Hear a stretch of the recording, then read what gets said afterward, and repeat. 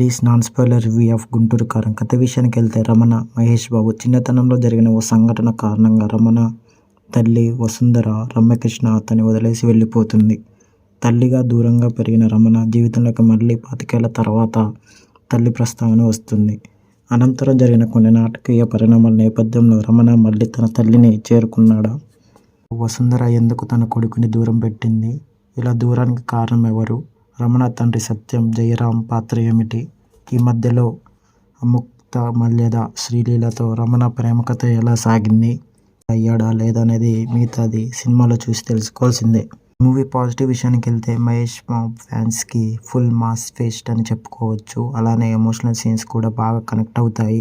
అలానే త్రివిక్రమ్ గారి mark comedy scenes కూడా బాగున్నాయి. ఇంకా హీరోయిన్స్ కూడా వారి పాత్రకు మంచిగా చేశారు. శ్రీలీల డ్యాన్స్ కూడా కుమ్మేసింది. క్లైమాక్స్లో మదర్ సెంటిమెంట్ కూడా ఆడియన్స్కి కంటతడి పెట్టిస్తుంది. ఫైనల్గా ఈ మూవీకి ఇచ్చే రేటింగ్ 5/3.